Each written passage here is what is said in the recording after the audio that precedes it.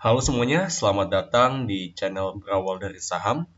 Di video kali ini kita akan membahas bagaimana cara membaca candlestick. Nah, untuk materi video kali ini itu ada 4 ya, yaitu apa itu candlestick, cara membaca candlestick, studi kasus, dan juga sedikit mengenai time frame. Baik, kalau gitu mari kita mulai ke topik paling pertama, yaitu apa itu candlestick. Nah, jika kalian lihat di sini, yang saya buka adalah grafik candlestick ya. Nah, jadi candlestick itu sendiri merupakan salah satu cara kita untuk membaca pergerakan harga suatu emiten saham. Nah, yang saya buka di sini adalah emiten Waskita WSKT untuk grafik 1 jamnya, 1 hourly.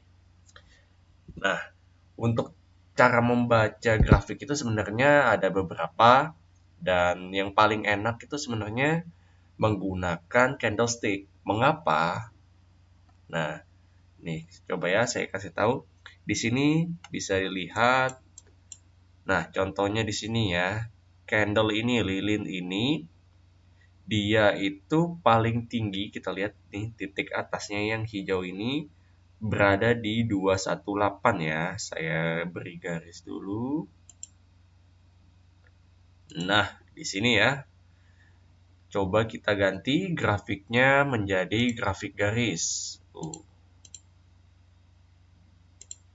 Nah, ini dia alasan mengapa candlestick itu lebih bagus. Kalau kita lihat dari grafik garis, dia hanya menyentuh titik sini, tidak menyampai di sini. Yang sebenarnya harga itu menyentuh sampai 218 di sini. Kita balikin lagi ya. Nah, sorry salah. Ini dia. Nah, ya kan? Itulah mengapa grafik candlestick lebih bagus dan lebih detail dia ya. Dan kalau kalian lihat di sini, ini ada 2 warna ya untuk candlestick ini ya. Ada yang merah dan juga yang hijau. Nah, yang merah ini menandakan harga mengalami penurunan. Sementara yang hijau itu harga mengalami kenaikan. Nah, sekarang bagaimana sih kita cara membaca candlestick ini? Nah, mari kita lihat ya. Nah, ini dia cara bacanya. Jadi untuk yang merah tadi, kita menyebutnya candle bearish. Sementara yang hijau kita menyebutnya candle bullish ya. Di candlestick ini juga ada 3 bagian penting anatominya ya. Jadi yang paling atas itu kita menyebutnya shadow, atau saya lebih suka menyebutnya sebagai wick, atau Indonesianya mungkin ekor atau buntut. Di tengahnya badan, dan juga bawahnya ini shadow atau wick lagi, dan buntut ataupun ekor. Nah, tapi ini untuk kalian yang baru belajar trading ataupun investasi, untuk shadow dan ekor atau wick ini tidak selalu akan muncul. Ini akan muncul jika harga menyentuh titik paling atas lalu balik lagi. Nah, untuk jelasnya saya jelaskan ya. Jadi cara pergerakan saham untuk candle yang merah, candle bearish, itu dibuka dari sini harganya. Harga mulai dari sini, dia ke atas dulu ke high of the day-nya, lalu balik ke titik open-nya lagi. Pada saat dia balik, dia akan meninggalkan ekor atau wick ini nih. Nah, baru dari sini dia lanjut ke bawah, low of the day-nya. Dan seperti tadi dia balik ke sini, naik, menciptakan wick lagi untuk yang bagian bawahnya. Nah, untuk candle bullish itu kebalikannya dari candle bearish. Dia mulainya dari bawah. Dia dari bawah dulu, membuat low of the day, dan balik meninggalkan wick. Lalu dia ke atas, ke high of the day, dan tutup di sini meninggalkan wick atau ekor lagi. Begitu. Jadi saya ulangi ya. Untuk bearish dia ke atas dulu, ke paling bawah, baru tutup. Dan untuk bullish, dia dari bawah ke low of the day, ke titik tertinggi dia, baru closing. Nah, coba mungkin kalian agak bingung jika tidak melihat pergerakan monthly. Saya sudah merekam contoh dari pergerakan harga dari Bitcoin ya. Kita lihat ini sebelumnya untuk emitennya itu mau saham, mau forex atau Bitcoin ataupun apapun itu, kita bisa membacanya menggunakan candlestick. Cara pergerakannya serupa untuk bearish dan bullish. Kita bisa benar-benar membacanya dengan candlestick. Nah, sebentar. Oke lah.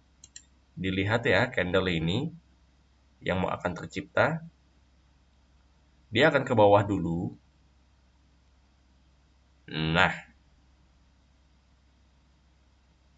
Nah itu dia. Ingat, kalau tadi yang seperti saya jelaskan, dia dari sini harusnya ke atas dulu kan? Ke atas dulu, baru balik ke open meninggalkan wick. Nah, khusus yang ini nih, sebentar kita lihat lagi. Dia tidak menciptakan wick atas. Ataupun sebenarnya ini ada, kecil kalau kalian lihat ya. Itu tidak papat karena memang candle itu tidak akan selalu membuat yang perfect, ada wick atas ada wick bawah gitu. Dan dia tidak meninggalkan wick atas, tapi kenapa dia bisa merah tetap warnanya turun, karena dia itu menutup harga di bawah harga dia buka. Ingat, dia di sini bukanya dan dia tutup di sini. Itulah mengapa dia menjadi sebutannya candle bearish. Dia tutup di harga open dia. Nah, coba kita lihat. Untuk yang bullish kebalikannya ya. Ingat, dia dari sini atas nih. Dia ke bawah dulu. Kita lihat dulu. Nah, itu dia. Nah, kalian lihat kan. Tadi dia sempat berubah merah, naik, melebihi titik open, dan dia menjadi bullish. Coba ya, kita ulangi lagi ya. Di open di sini, dia balik ke titik paling bawah. Oke, kita lihat sebentar. Nah, dia ini naik di sini. Meskipun dia naik, kalau dia tadinya closing di sini, dia akan jadi bearish. Tapi, nah, dia melewati titik open dia. Maka itu dia berubah jadi candle bullish. Coba kita lihat. Nah, ya kan? Itu dia. Nah, kita balik lagi ke chart candlestick. Nah, untuk masing-masing candlestick ini mewakilkan 1 jam ya. Karena saya memang membukanya di 1 hourly. Nih. Jadi, setiap 1 jam candlestick ini akan bertambah 1. Jam berikutnya akan tambah 1, jam berikutnya bertambah lagi, jam berikutnya bertambah lagi. Nah, jika kita ganti mungkin 2 jam lah contoh ya.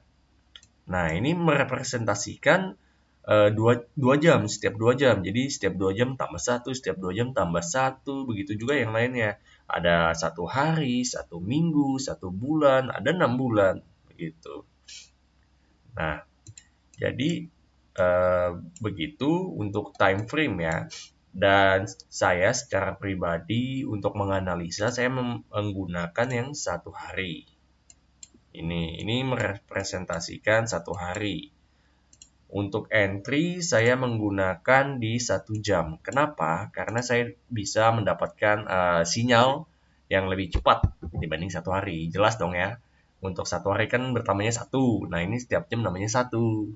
Lebih cepat yang 1 hourly. Mungkin untuk kali ini cukup sekian saja. Jika kalian memiliki pertanyaan, boleh tulis di kolom komentar. Saya akan membantu kalian semua. Sekian dan terima kasih.